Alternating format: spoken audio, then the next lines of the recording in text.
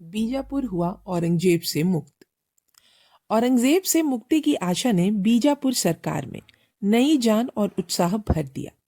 यह स्पष्ट था कि किसी न किसी दिन मुगल वापस आएंगे, लेकिन जब तक उत्तराधिकारी का युद्ध चलता रहेगा, बीजापुर को राहत मिलती रहेगी। रानी माता, जो दिवंगत सुल्तान की मृत्यु के बाद दरबार की प्रभावशाली पात्र के रूप में उभरी, एक बुद्धिमान और ऊर्जावान महिला और अपने 19 वर्षीय बेटे की तुलना में बीजापुर की अधिक शासक ने मंत्रियों पर राज्य के विभिन्न जागीरदारों को वश में करने की आवश्यकता पर जोर दिया, जिनकी अवज्ञा ने मुगलों को आगे बढ़ने में मदद की थी। इन जागीरदारों से सबसे प्रमुख बेशक शिवाजी थे। अब से वे बीजापुर दरबार के लिए लगभग जुनून बन गए थे। डॉक्टर फ्रायर के शब्दों में उन्होंने उन्हें एक बीमार अंग, पाखंडी और शरीर के रूप के लिए बहुत बड़ा माना। अपने स्वयं के भुगतानकर्ता होने में पूर्वाग्रही, खुद को सबसे अधिक अमानवीय रूप से पुरस्कृत एक अमानवीय करना था कसाई साथी। 1695 के आरंभ में रानी मां ने अपने दरबार के कुलीनों को सेना में स्वेच्छा से शामिल होने के लिए बुलाया, जिससे अंततः शिवाजी को पराजित किया जा सके और पुरानी व्यवस्था को पुनः स्थापित किया जा सके। राज्य की सीमाओं के भीतर सबसे पहले स्वेच्छा से आगे आने वालों में उसका अपना साला अफजल खान था, जो एक लंबा और बहुत ताकतवर अफगान था, एक सफल सेनापति और एक निडर तलवारबाज, जिसने हाल ही में घेराबंदी के दौरान मुगलों के खिलाफ हथियारों के करतब में खुद को प्रतिष्ठित किया था।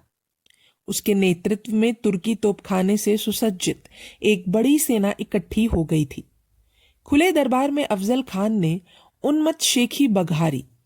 वह अपने घोड़ों से उतरने की जहमत उठाए बिना ही उस बेचारे हिंदू डाकू को बंदी बना लेगा। वह उसे चूहे की तरह पिंजरे में डाल देगा और भीड़ के लिए उसे राजधानी में ले जाएगा। लेकिन निजी बातचीत में वह कम आश्वस्त था।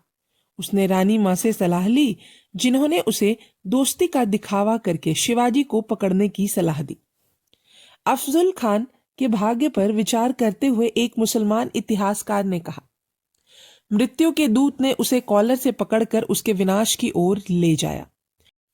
और वास्तव में अभियान की इन सभी प्रारंभिक बातों के दौरान वहां एक दुस्वप्न और भय का माहौल था।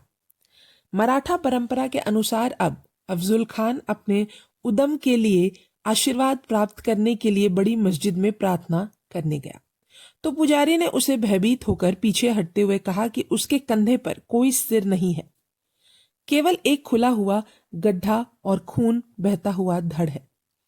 यह जानते हुए कि यह शगुन उसकी मृत्यु का पूर्वाभास देता है, अफजल खान अपने महल में लौट आया, जिसके उदास खंडर आज भी देखे जा सकते हैं। शहर के बाहरी इलाके में एक विशाल ग्रे ढेर, वहां उसने अपने हरम की सभी 64 महिलाओं को डूबने का आदेश दिया, ताकि वे उसके अंत के बाद किसी अजनबी के आलिंगन में ना जाएं। बिना किसी शिकायत और हार के उसकी एक महिला को छोड़कर बाकी सभी अपनी मौत के मुंह में चली गई, लेकिन 64वीं ने भागने की कोशिश की और उसे मार दिया गया। आज आंगुतक को पंक्तियों में एक साथ रखी गई 63 छोटी कब्रें दिखाई जाती हैं और थोड़ी दूरी पर 64वीं कब्र दिखाई जाती है, जहां बेचारी आखिरी पत्नी के भागने का प्रयास समाप्त होता है। और भी अधिक अपशकुनों से हताश होकर अफजल खान अपने सेना के साथ आगे बढ़ा। मराठा देश में उसकी उन्नति भयंकर क्रूरता के साथ हुई। जाहिर है कि वह या तो अपने विरोधियों को डराकर उन्हें अधीन करने की उम्मीद कर रहा था, या फिर क्रोध में शिवाजी को उनके पहाड़ों से नीचे खींचना चाहता था।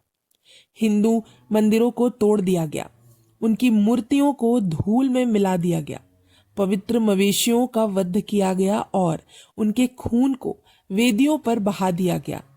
ऐसी हिंसक गतिविधियों के बीच के अंतराल में अफजल खान ने खुद को खुश करने के लिए एक चतुराई से असुविधाजनक पिंजरा बनाया, जिसमें उसने शिवाजी को रखने का प्रस्ताव रखा। शिवाजी के शिविर में अफजल खान के आने की खबर, उसकी शेखी और उसकी क्रूरता ने पहले तो मराठा को डरा दिया। विशाल सेना, अब तक वे सिर्फ अपनी पहाड़ी इलाकों और पठान कम सुरक्षा वाले शहरों तुर्की तोपखाने उनके विरुद्ध सुरक्षित किलों पर अचानक हमला करते रहे थे। शिवाजी की सफलता ने उनमें जो आत्मविश्वास जगाया था वह अब जाता रहा। युद्ध परिषद में शिवाजी सभी कर्मचारियों ने युद्ध के विरुद्ध शोर के मचाया और शिवाजी से आग्रह किया कि वे जो भी शर्तें मान सके स्वीकार करने के लिए तैयार रहे। शिवाजी को बातचीत करनी थी।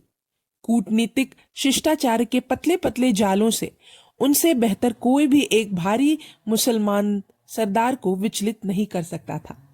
लेकिन उन्हें एहसास था कि जब तक उनके मराठे मुसलमानों का युद्ध में सामना नहीं करेंगे, वे कभी भी पूरी तरह स्वतंत्र नहीं हो सकते। पूरी रात परिषद में बहस होती रही। शिवाजी तड़के सुबह कुछ घंटों के लिए सोने के लिए परिषद में चले गए। कहा जाता है कि उनके संकल्प की पुष्टि एक सपने से हुई। नए साहस के साथ शिवाजी परिषद में लौटे। जब उसे पता चला कि वह किसी भी कीमत पर विरोध करने का निर्णय ले चुका है, तो उसने सिर हिलाया और कहा कि अब उसके पास कोई और रास्ता नहीं है। इस समय अफजल खान की ओर एक अप्रत्याशित दूत मंडल आया, जिसमें आकर्षक शर्तें रखी गई थी। यदि शिवाजी बीजापुर के समक्ष नाम मात्र का समर्पण कर दें, तो सुल्तान उनके द्वारा पहले से ही कब्जे वाले क्षेत्रों पर प्रभावी नियंत्रण के दावे को स्वीकार कर लेगा।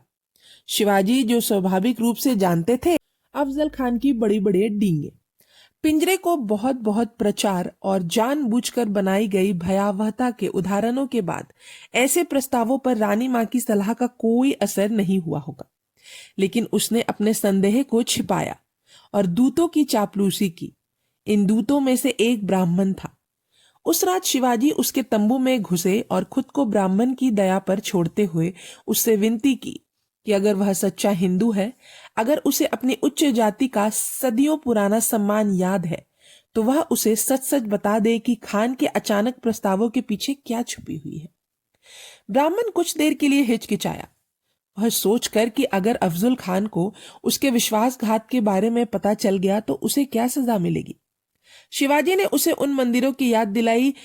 उन्होंने कहा कि उन्हें स्वयं कुछ भी पता नहीं है, लेकिन उन्होंने खान के कर्मचारियों को प्रस्तावित शर्तों पर चर्चा करते हुए सुना था।